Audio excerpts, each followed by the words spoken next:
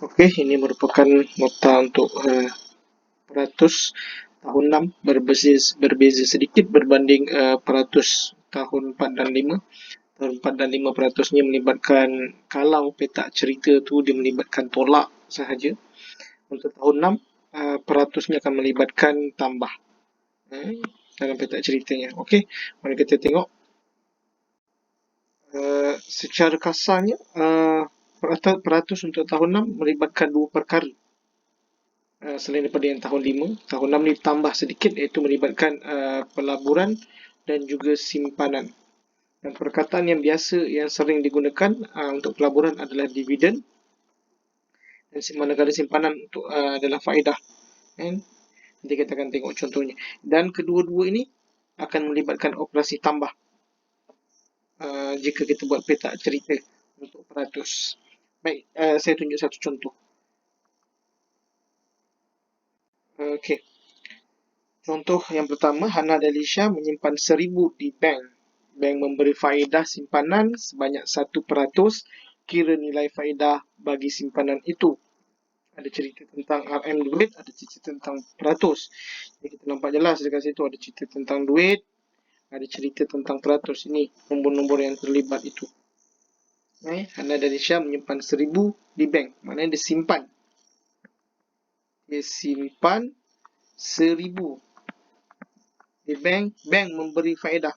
Simpan pasangan dia biasanya adalah faedah.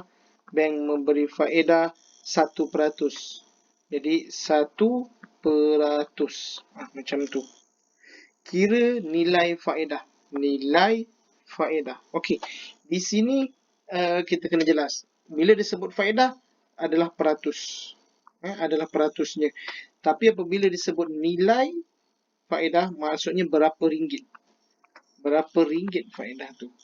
Macam tu. Dia tanya nilai faedah. Jadinya kita akan buat U-turn. Macam biasa U-turn ni tanda soal. Ambil sebelah ni U-turn. U-turn 1/100 darab 1,000 per 1.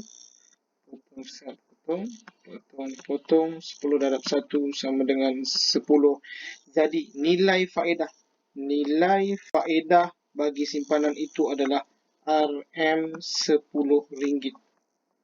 Okay. Kelebihan petak cerita, kita akan dapat bezakan mana satu nilai, mana satu peratus. Kadang-kadang dia akan tanya peratus faedah. Kadang-kadang dia akan tanya faedah. Maksudnya dia akan tanya peratus. Kadang-kadang dia akan tanya nilai faedah. Dan kadang-kadang dia akan tanya jumlah simpanan. Maksudnya simpanan kita tambah dengan faedah, barulah kita akan dapat jumlahnya. Kadang-kadang dia akan tanya jumlahnya sini. Soalan akan dipelbagaikan. Baik, kita tengok contoh yang kedua. Contoh yang kedua, Dayan Trisha menyimpan 4,000 di bank. Bank memberi faedah simpanan sebanyak 10%. Kira jumlah wangnya selepas menerima faedah. Kalau tadi dia tanya tentang nilai faedah, kali ini selepas jumlah wangnya selepas menerima faedah.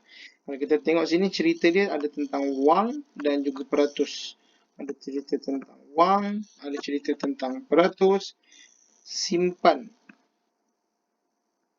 4,000 dan memberi faedah 10% per 100. Maksud 10%, 10% adalah 10 per 100. Jangan lupa tu. Kalau tadi kita cari nilai faedah tadi. Sekarang dia tak nak nilai faedah, dia nak jumlah. Maksud jumlah, simpanan tambah faedah, kita dapat jumlah. Dia tak tanya pun jumlah peratus. Sini, dia tak tanya. Yang dia tanya sekarang berapakah jumlah simpanannya setelah menerima faedah.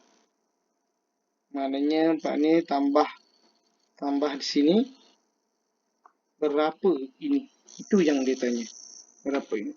Jadi Kelebihan petak cerita, kita ambil tanda soal, tengok sebelah dia U-turn. Masalahnya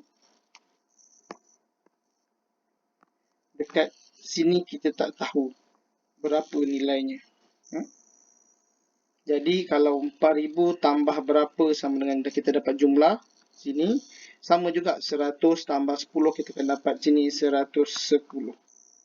Jadi kita terus buat U-turn. Ni pergi bucu sini, bahagi. Ni di sini 4000 akan jadi darab.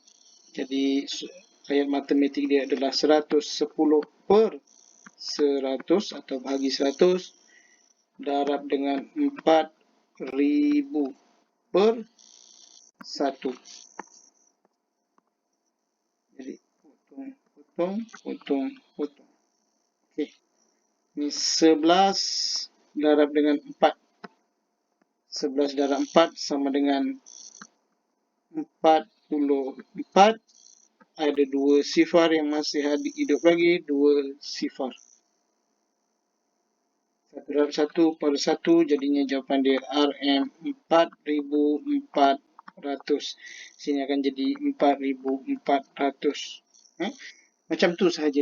Yang penting jangan keliru daripada segi peratus, dia nak peratus ataupun dia nak nilai. Jadinya saya sangat mencadangkan agar gunakanlah petak cerita. Fahamkanlah petak cerita ni agar dia lebih mudah. Itu sahaja. Terima kasih.